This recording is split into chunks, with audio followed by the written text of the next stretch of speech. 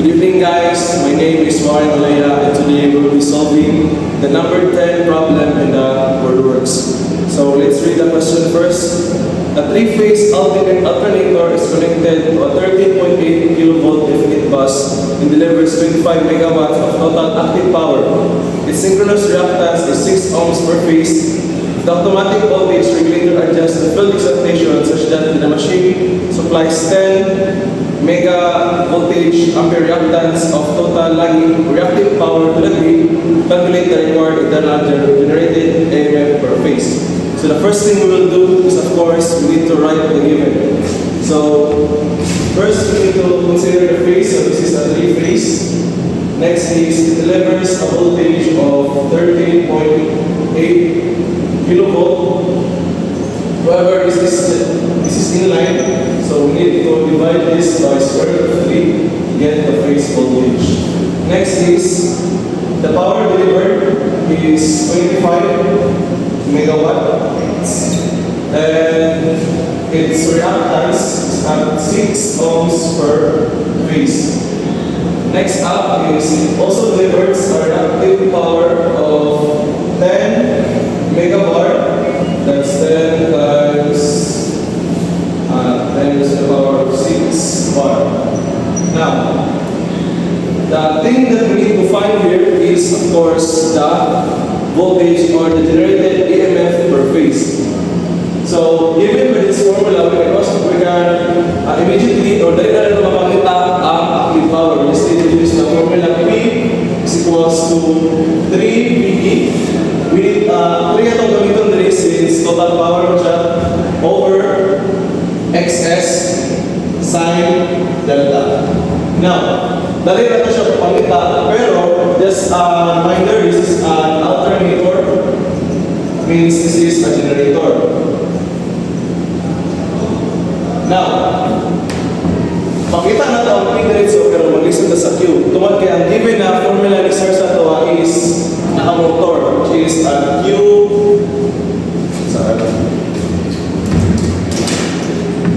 Q is equals to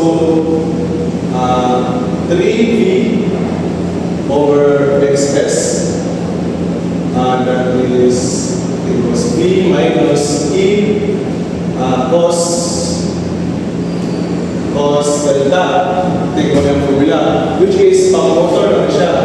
So, saan mo ito pagpangita ang formula ng Q para sa generator? So, para masabtan na mayo na ito, i-derive. So, ito sa ingilid. So, for a standard generator, kabulutan na reactance na rin. This is now the E, angle delta, this is the generated EMF. And this is the terminal voltage, which is the V or VL. This is the XS. Yung muna karoon na ito ang I, which is correct. So, pag ito siya i-given, natay answer, natay malutot siya. So, that will give us E delta minus XSI minus V is equals to 0. So, atong i-isolate si I, that will give us I is equals to E angle delta minus V over XS. Karon, asa na ito magamit si I? Gamito nito siya since ang pangitaan mo na ito is active power o reactive power sa ato ang generator. So, ito siyang i-plug in sa apparent power na formula, which is S is equals to 3VI conjugate. Now, tama yan. Dari JXS since reactance mo siya. Now, ato siya yung plug-in diri.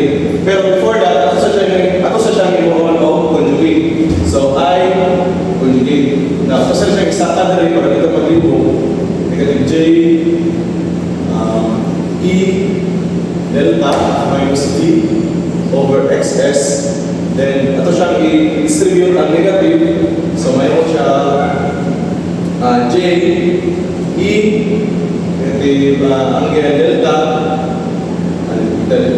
naman siyang V minus E angle delta over XS. Now, ang sunod na button is ini ay kumuha na siya o conjugate since muna ang kailangan sa formula. So, I conjugate. Now, sa I conjugate, pag mag-conjugate ta, is ato siyang ibalihon ng sign, di ba?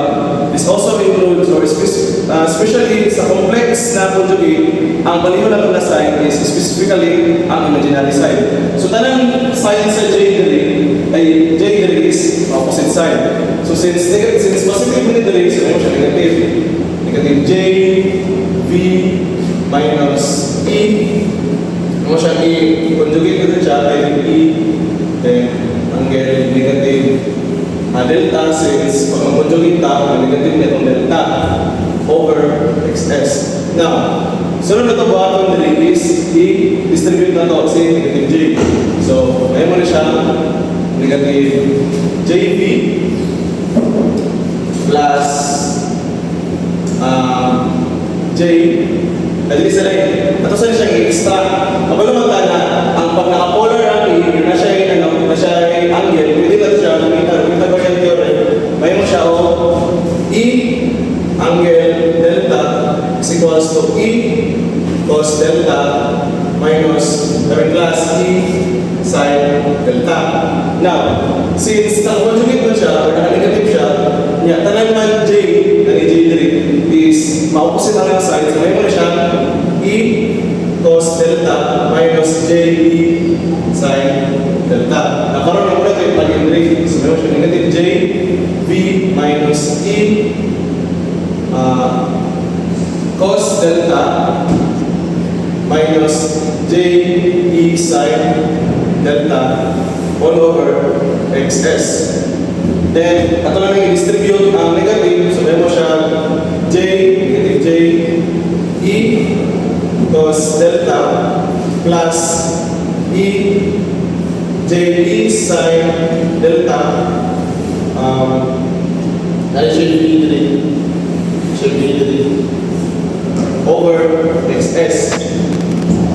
Karon, since na-kuha naman siya, ito na siya i-plug in na rin. So, this one to 3V times I conjugated it. So, yung S, kaning S, 3V, so times 3. So, may muna siya 3V negative, di ba? So, S is equals to negative 3V squared by 3V man yung V. So, ano siya 3J squared over XS. Tapos, dali na sa D-cos. So, D-cos mo siya dali na minus na siya. So, pag-itansya siya, 3V times negative J times negative D-cos is positive. Positive 3J V E cos delta over XS. And lastly, dito sa side na to. So, 3V times negative side, positive side mo siya, no? Pero, negative ang J. However, kabalutan na, J times J is J squared. Ang J squared or I squared is equals to negative 1. So, negative times negative is equals to positive. So, positive 3J, mawala naman ng J din kay J squared naman siya. So, 3VE sin delta over XS. So, napansin ninyo, kining 3VE ron is equal siya the rate, which is ang active power. Where ang kining na formula karon is more ang reactive power sa ito ang generator. Now, ito lang siya simplify lang yung S is equals to 3V over XS. XS E cos delta minus V. So, hindi karon is na ito Q. So, muli karon ang formula sa reactive power. Now, since naman tayo mga formula, okay, so sige, start na lang. So, kabulot na P is equals to 25 times 10 which to 6 is equals to 3. Then ang V na to is which is 13.8 kilowatts over over square root of 3. Square root of 3 siya, tawag kay line na siya, so siya yung face. Then E na to, or E sin delta, since ang ipakita delta, since ang ipakita matos E, so ito ko tayo gamit ng delta, so pwede na to, pagpakita sa E, gamit ang E square equal to square root of E sin delta squared plus E cos delta squared. Muna ang formula ng Newton. So ito yung since E sin delta. So mayroon siyang E sin delta is equals to so mayroon siyang P ay 25 times 10 6 times XS na lang tayo 6 times 6 over 3 then meaning 13.8 times 10 3 over square root of 3. That will give us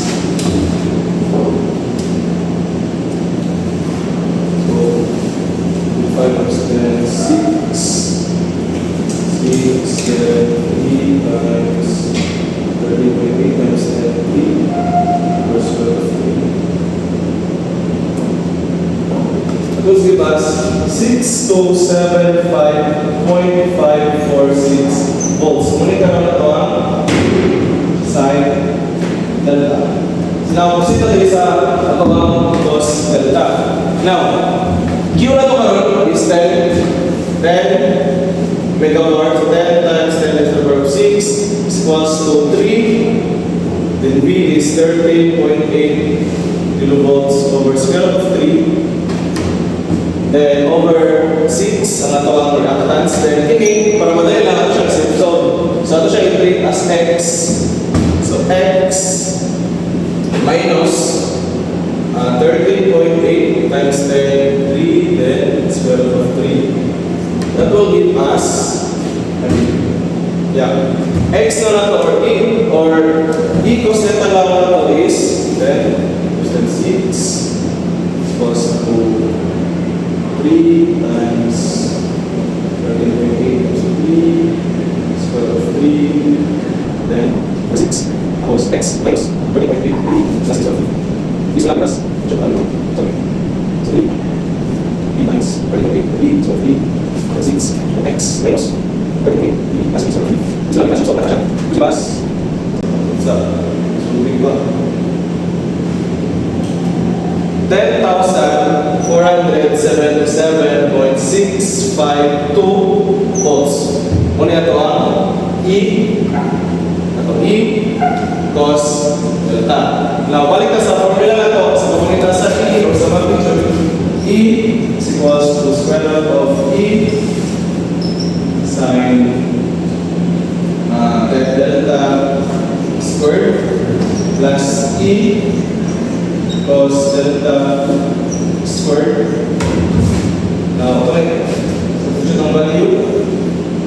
Sin is 6275.546 squared plus 10,477.652 squared. This will now give us